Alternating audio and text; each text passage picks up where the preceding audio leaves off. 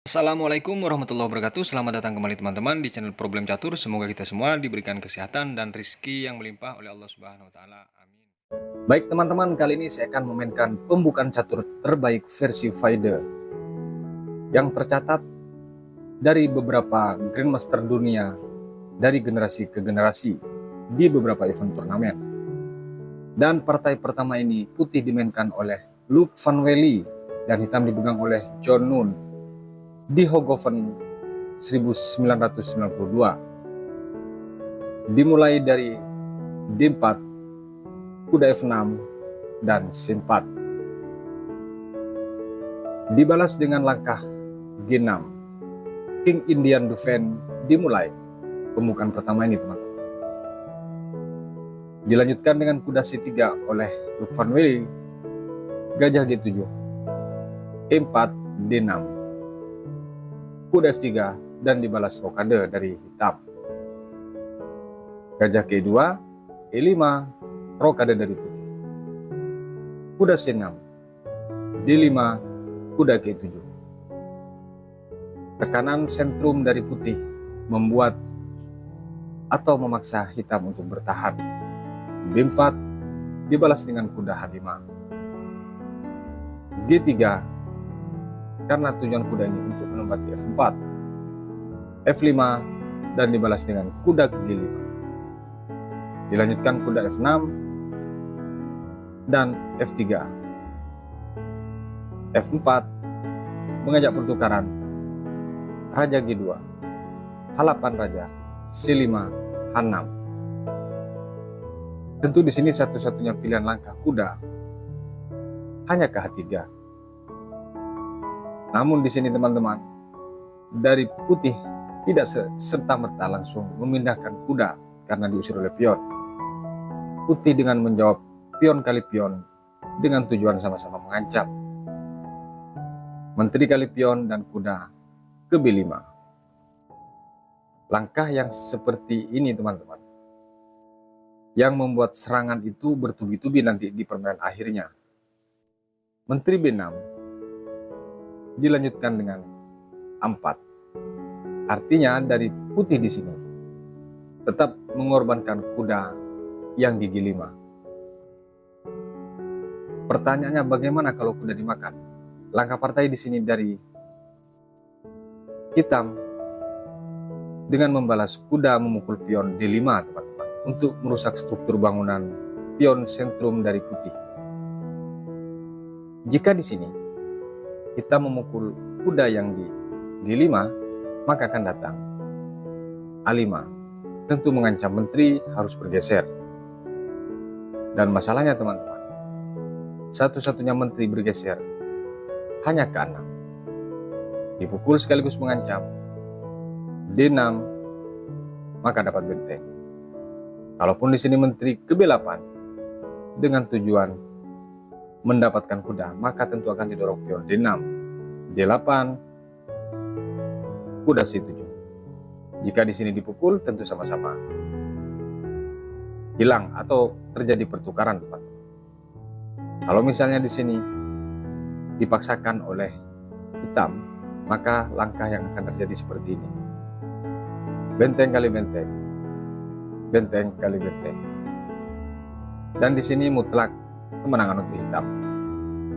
Karena persiapan cek yang membuat promosi semakin susah untuk dihindari teman. Kembali ke posisi di saat A4. Langkah partai dari hitam membalas dengan kuda memukul pion D5. Ini tentu bertujuan untuk merusak struktur bangunan dari putih, dan dia berpikir kalaupun dia mengambil kuda, sama-sama diambil. Diterima akhirnya tawaran itu oleh putih. Dan di sini pion memukul kuda juga. A5 dengan mengancam menteri. Menteri ke F6. Kuda di sini mengancam benteng. B8, D4. Dibalas dengan gajah D7, B5. Dilanjutkan dengan benteng ke C8 dengan mengancam kuda. D6, kuda G8. Benteng A2, kuda ke H6 dibalas dengan benteng ke D2. Kuda F7 dengan mengancam pion. Gajah di sini kasih 4, pion kali pion, dan kuda ke 5 ternyata teman-teman. Gajah ke 2, benteng ke F8. Dia mengurungkan niat untuk menekan pion yang di D6. Gajah ke B2 dengan mengepin menteri di sini karena dikhawatirkan pion yang di F4 didorong. Dibalas dengan menteri F7 melepaskan pin, benteng D5, dan F3 cek. Dipukul oleh gajah. Perhatikan di sini teman-teman.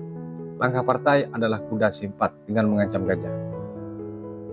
Pertanyaannya, jika di sini dipaksa untuk pertukaran, maka akan terjadi langkah seperti ini. Dipukul oleh menteri, benteng kali menteri, dan gajah mengambil cek terlebih dahulu. Dan setelah dipukul, maka baru di sini memukul kuda teman-teman. Inilah jika langkah itu dimainkan oleh hitam. Kembali ke posisi di saat gajah di sini memukul pion, kuda C4 dengan mengajak pertukaran sekaligus ada ancaman menteri di sini yang akan digarpu oleh kuda sekaligus cek teman-teman. Langkah partai dari putih langsung memukul gajah terlebih dahulu, cek. Dipukul oleh menteri tetap dengan ancaman. Jika kesetir di sini, menteri bergeser ke C1 untuk menghindari langkah susulan menteri naik ke B2 teman-teman. Di sini langsung gajah kali pion. Gajah di sini kali pion, benteng kali benteng, dan raja kali benteng. F8 cek, E1 di posisi ini teman-teman. Dari hitam menyerah. Kenapa dia menyerah di posisi ini teman-teman? Mungkin ada yang bertanya seperti itu. Sementara buah ini masih sengit atau masih imbang. Promosi menteri dengan pion yang di D6 pun masih bisa dihalangi. Namun di sini ada langkah mat atau harus kehilangan kuda. Jika di sini langkah terbaik menteri F6 akan diambil. Menteri cek, misalnya ke sini pun D2. Masih bisa benteng cek, gajah ke 2. Dan jika di sini menteri cek B2, tentu akan datang E1. Tidak bisa diambil tentu gajah ini. Kalau misalnya masih memukul pion, di sini bisa promosi menteri atau memaksa peraduan menteri dengan cek teman-teman. Kalau langkah terbaik adalah D7, tentu pasti akan menyerah atau tidak bisa lagi dibela. Kalau dari sini putih tidak mau repot, langsung diadu aja menteri. Manapun dia tetap harus pertukaran menteri, seperti yang di awal tadi, promosi pion di D6 tidak bisa dihindari. Makanya di posisi raja E1 dari hitam menyerah teman-teman dari pembukaan catur terbaik ini. Kita lanjut ke partai berikutnya. Di partai yang kedua ini, putih dipegang oleh Vladimir Kramnik dan hitam dipegang oleh Garry Kasparov pada tahun 2001 teman-teman. Dimulai dari D4, D5, C4, gambit menteri dimulai. Di sini Garry Kasparov menerima tawaran pion itu. Kuda F3 dibalas dengan E6, E3, A6, dan gajah di sini kali pion. C5, rokade dari putih. Kuda F6, gajah B3, kuda C6, kuda C3. Dilanjutkan dengan pion kali pion. Pion kali pion, gajah ke 7. Benteng E1, rokade dari Kasparov. Gajah F4, kuda A5, D5. Kuda di sini langsung memukul gajah, dipukul oleh menteri. Kuda kali pion mengajak lagi-lagi pertukaran. dan benteng ternyata ke D1 dengan mengepin kuda, teman-teman. Langkah partai dari hitam memukul gajah yang di F4. Tentu di sini mengagetkan. Padahal di sini Garry Kasparov masih banyak pilihan dan bukan satu-satunya langkah. Misal dengan gajah C5 dipukul, tentu dipukul. Ketika misalnya dipukul, maka di sini bisa mengajak pertukaran putri aja.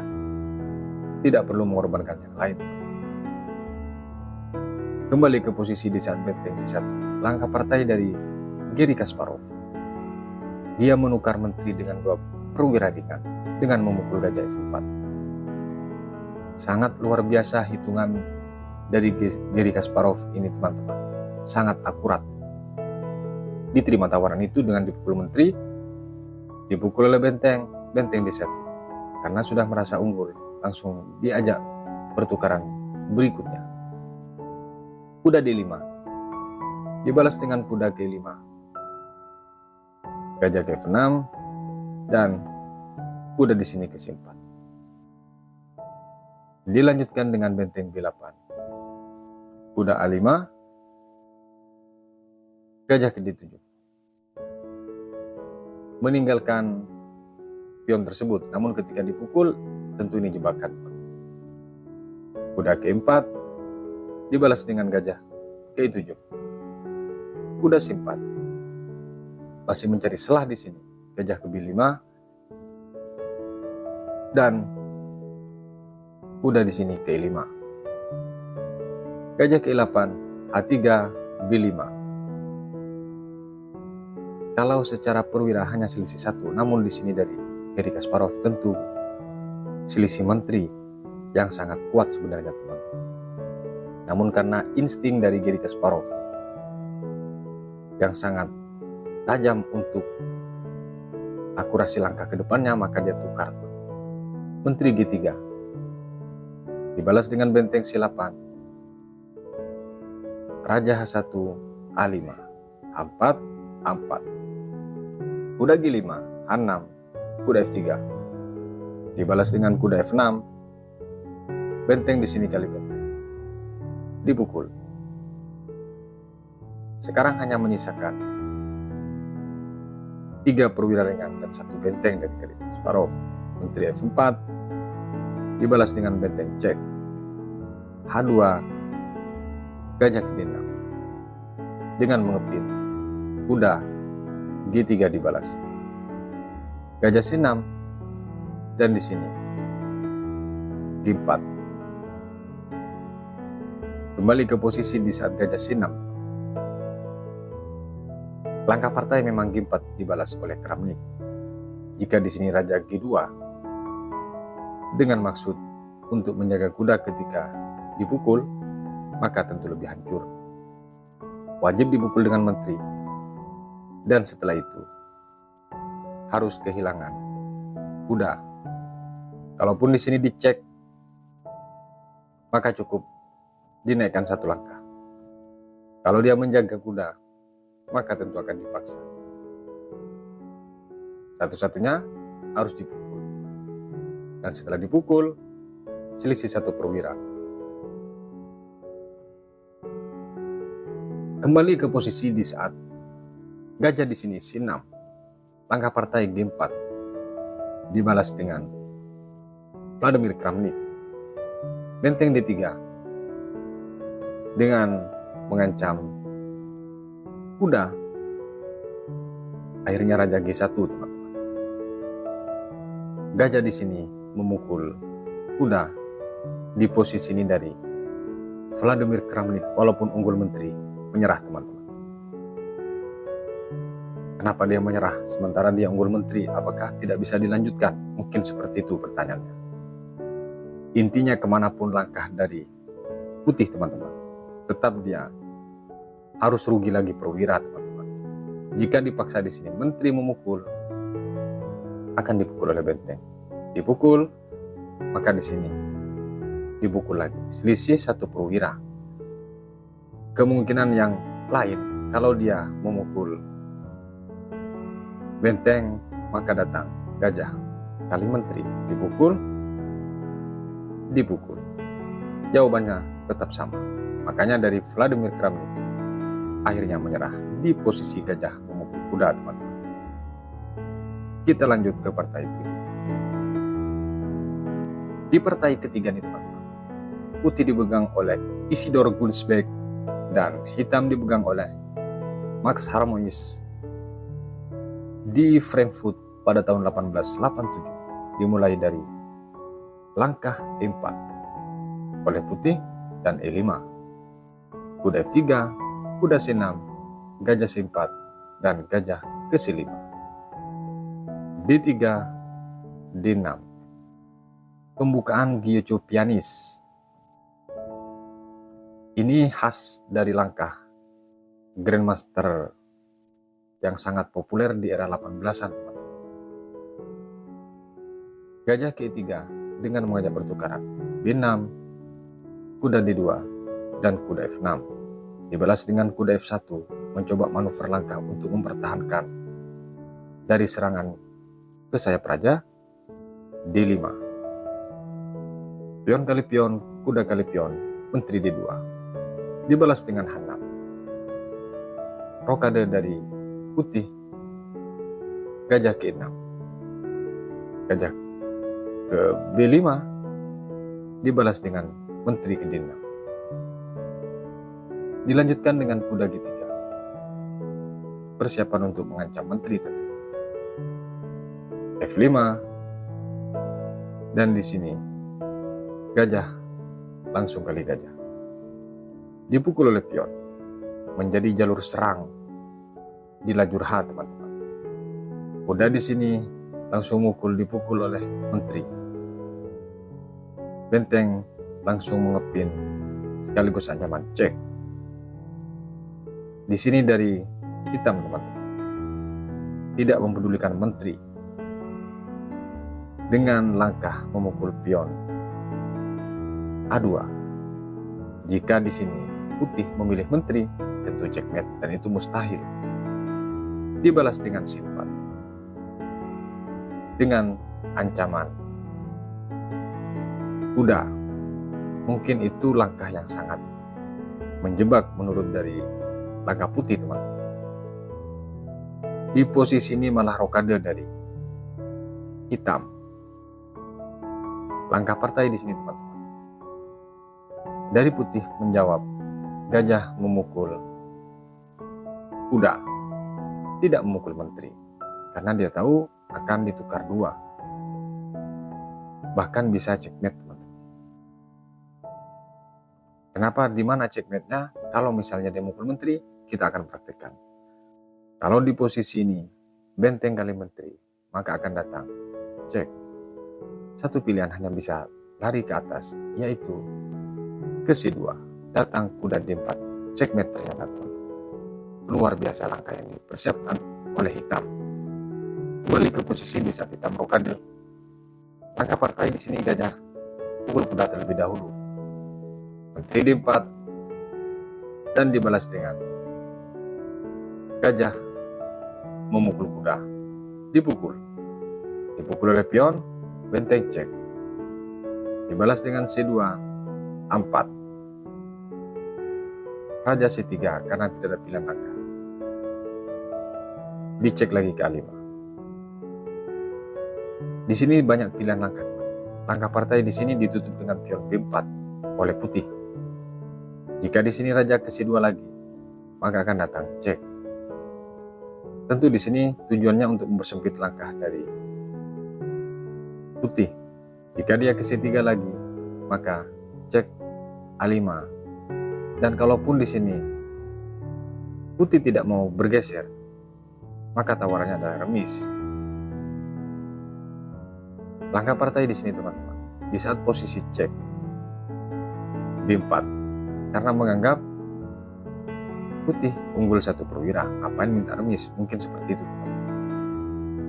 Langsung datang benteng cek D4, C5 cek, E5, dan dibalas dengan langkah menteri ke-8. Persiapan untuk checkmate tentunya. F4 dia lari terlebih dahulu dan menteri ke-8. Dilanjutkan dengan menteri B2 balik mengancam benteng. Di sini teman-teman, benteng kali pion dan putih menyerah. Kok menyerah? Di sini hanya sedikit pilihan untuk langkah putih teman-teman. Terbaik adalah ke C2, G5 cek yang memaksa dari putih untuk bergeser ke E5 raja. Dan setelah ke E5 datang menteri D5 checkmate. Kembali ke posisi kenapa menyerah? Kalau misalnya menteri di sini ke A2 untuk menjaga pion, akan datang cek. Pilihannya terbatas. Kalau ditutup dengan benteng, checkmate oleh pion. Makanya langsung menyerah di posisi ini dari putih teman-teman. Dari pembukaan Gyatso Pianismo, kita lanjut ke pembukaan catur terbaik berikutnya. Di partai yang keempat teman-teman, putih dipegang oleh Jos Stephen dan hitam dipegang oleh Mikkel Tal, sang pecatur legendaris yang penuh kontroversi teman-teman. Di Euro Championship 1973 dimulai dari E4, C5, pembukaan Sisilia, kuda F3, E6 dan kuda C3, A6, D4 dan di sini pion kali pion. Kuda kali pion, menteri C7 dan gajah D3. Sisilia varian kan ini dimainkan di partai ini teman-teman. Kuda F6 langsung rokade dari putih. Kuda C6, kuda B3, B5, gajah G5 dan gajah G7. Menteri E2 dibalas oleh putih. Gajah ke B7. Benteng G1, D6, A3, B4. Pion kali pion, kuda kali pion, benteng ke A1. Dari langkah ini teman-teman, hingga ke langkah 14, memang sesuai dengan teori sisilan varian kan. Keduanya tidak ada yang menyimpang teman-teman. Rokade dari Tal, kuda ke-5 dan dibalas dengan gajah ke C8. Gajah C4, benteng B8, F4, D5. E5, gajah cek. A1 raja, D7, kuda dan gajah ke D3. Langsung dipukul oleh kuda. Dipukul oleh menteri, datang benteng kali pion. Kuda B3, gajah ke B4. Kuda ke-2, kuda C5 dan menteri ke D4. Di posisi ini dari Mikkel Tal di catatan Feder Record teman-teman. Cukup lama dia berpikir bagaimana meloloskan tekanan menteri tersebut. Namun akhirnya dari Mikkel Tal memilih dengan gajah ke A3. Dibalas dengan menteri C3. Persiapan untuk pertukaran kuda tentunya, sekaligus ancaman atas gajah dan benteng. Menteri ke B6 diabaikan langkah itu oleh Mikkel Tal. Kuda D2. Sekarang teman-teman, karena semakin kritis langkah dari hitam, akhirnya Mikkel Tal dipaksa untuk memukul kuda. Dipukul oleh benteng. Gajah ke B4 dengan macam menteri B2. Tentu dia meninggalkan kuda. Dan konsekuensi kalau hitam di sini memilih untuk makan kuda, harus kehilangan menteri. Apakah Mikkel Tal terjebak? Tentu tidak, karena dia dengan analisa sangat kontroversi teman-teman. Lain dengan langkah orang lain dari Mikkel Tal. D4 dibalas. Dan dilanjutkan dengan kuda ke C4 dengan mengancam balik menteri. Menteri ke B5. Dibalas dengan menteri kali pion. Dan gajah ke B7. C3, kuda ke B3. Menteri ke D3, tentu dia tidak mau meninggalkan kuda, teman-teman. Gajah C5 dibalas dengan langkah benteng ke D1. H6, gajah ke4 dan gajah ke8. Di langkah demi langkah dari permainan Mekeltal ini, teman-teman, tidak ada langkah kombinasi sama sekali hingga ke langkah 30 ini, teman-teman. Namun di detik-detik akhirnya cukup mengejutkan langkah-langkah buang dari Mekeltal nanti, teman-teman. H3, A5 dan raja ke H2 dibalas dengan A4. E2, gajah C6 dan kuda D6. Menteri A5, F5. Di sini menteri langsung memukul pion C3. Jika di sini benteng ke C2, teman-teman, dengan maksud untuk mengancam salah satu gajah, akan datang A5 lagi, dan itu tidak akan didapat oleh putih. Kalaupun di sini kuda mengancam menteri, cukup ke A7. Tidak ada yang dirugikan untuk hitam, teman-teman. Kembali ke posisi di saat menteri kali pion, gajah ke E7 dibalas dengan kuda C1, mengancam 2 kali di sini. Langkah terbaik di sini hanya memukul kuda, karena jika tidak, ancamannya adalah cek. Kalau misalnya dipaksa untuk beradu menteri, teman-teman.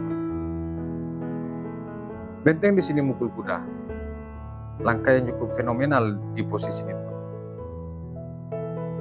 Dipukul oleh menteri dan gajah kali benteng.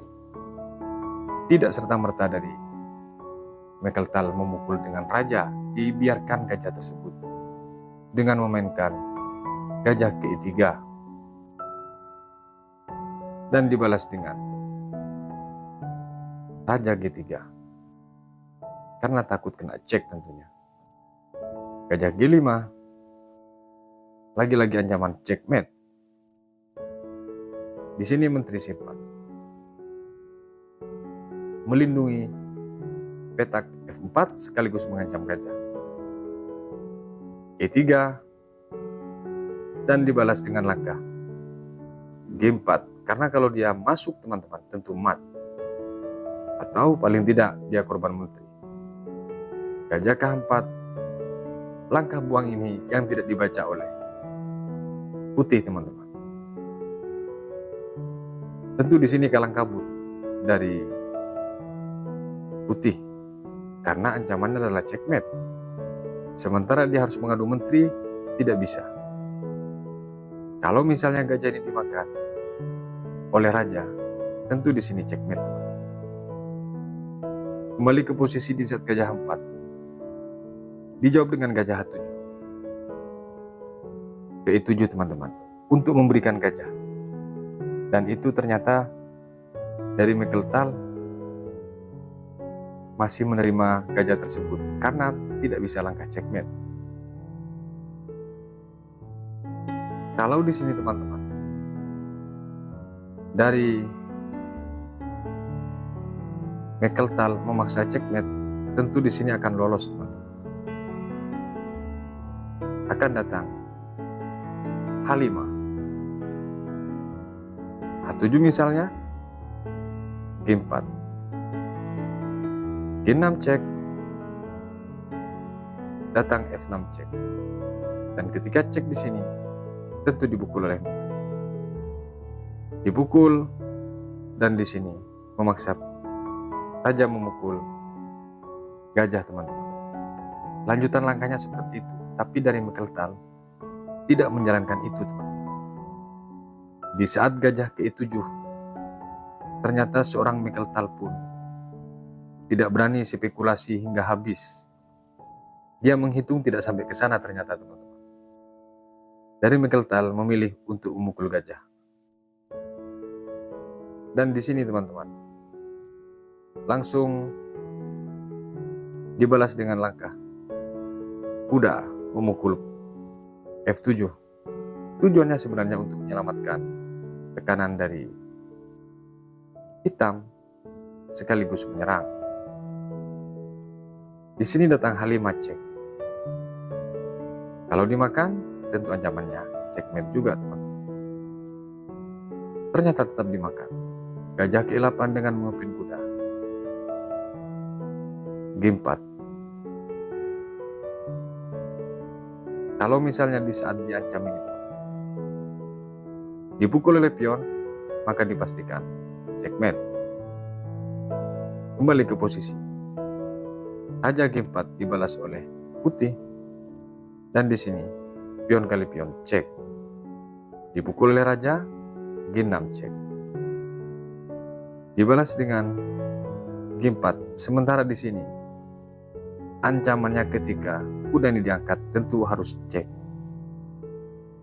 Gajah di sini ke D7 cek. Yang mana di posisi ini dari putih langsung menyerah. Yang terbaik di sini ketika masih mau dilanjutkan hanya dengan mendorong pion, dan jika itu dilakukan tetap akan dimakan. Harus rugi menteri dan benteng. Kalau tetap dipaksa, maka cek F3 dipukul sekaligus benteng hilang. Makanya langsung menyerah. Di posisi gajah cek ini, teman-teman, dari putih. Luar biasa langkah Michael Tal. Kita lanjut ke partai berikutnya. Dan di partai yang terakhir, teman-teman, adalah pit opening dengan varian dart attack yang dimainkan oleh Harry Thomas putih dan Johan Jakub hitam. Di match championship 1851 dimulai dari F4. 5 dibalas, B3 kuda F6, G3 E6, gajah B2, gajah ke7, gajah G2 dan C6. Bit opening varian dart attack atau serangan bebek ini, teman. Kuda C3 dibalas dengan kuda A6, kuda H3 D6, dan kedua pemain sama-sama rokade. E3 dibalas dengan gajah D7, menteri E2, H6, dan benteng ke E1. Menteri C7, kuda F2, E5, dan di sini diterima, teman. Pion kali pion, kuda D3, kuda D6 dengan mempertahankan pion. D4, F4. Tentu tujuan hitam ini membongkar betul-betul pertahanan dari putih agar dengan leluasa dia menyerang. Diterima oleh putih. Gajah G4, menteri F2. Dibalas dengan menteri D7 dan menteri K4. Kuda H5 dibalas dengan F5. Kuda dan gajah di sini terjebak dengan dorongan pion sederhana ini. Kuda F6 lagi untuk melindungi gajah, dan kuda G2. Gajah di sini kali kuda dipukul oleh benteng, benteng G8. Raja K1 dibalas dengan B5. Yang mengajak serangan terbuka adalah hitam, tapi di sini hitam menjadi diserang balik yang tidak bisa dihindari. Gajah di sini langsung naik ke F3, menteri F7 untuk mempertahankan agar tidak masuk di sini. Benteng G1 menjadi serangan balik. Padahal tadi yang membongkar pertahanan adalah hitam. Raja K7 dibalas dengan benteng G6. Benteng G8. Benteng di sini langsung disusun ke G2. Kuda B8, kuda F2 dan kuda D7. Sama-sama bermanuver untuk mengarah. Serangan langsung di satu titik, teman-teman.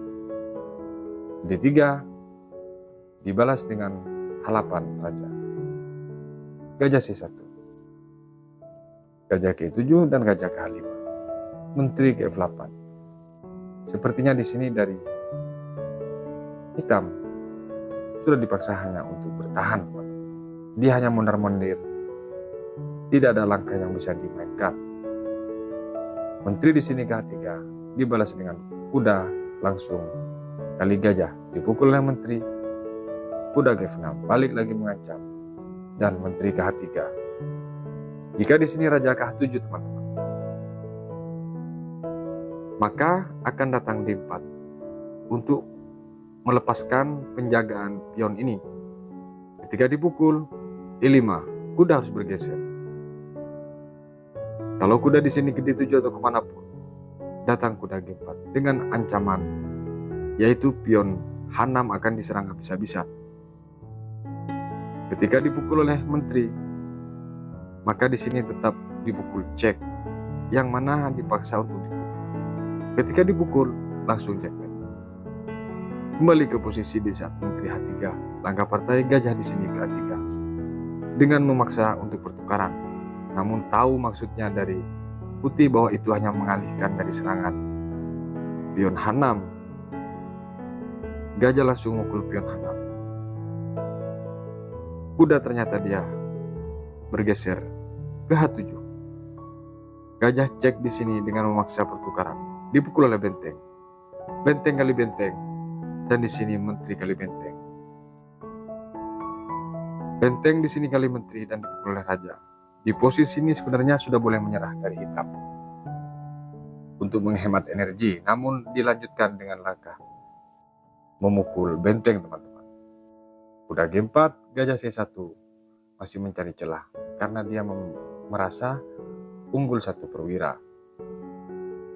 Dibalas dengan menteri ke H5. E7, datang langkah G6 cek yang memaksa raja harus tersudut. F8 dan F6. Di posisi ini langsung menyerah dari hitam teman. Langkah terbaik di sini hanya F7. Kenapa dia menyerah? Setelah di F7 akan datang kuda kali pion. Dipukul akan datang, dipukul juga kuda. Menjadi sama perwiranya, namun kalah kualitas benteng melawan menteri teman. Makanya langsung menyerah di saat posisi F6 dari hitam. Semoga bermanfaat untuk insan catur Indonesia. Sampai berjumpa di pembukaan catur terbaik yang tercatat di FIDE Record selanjutnya. Wassalamualaikum warahmatullahi wabarakatuh.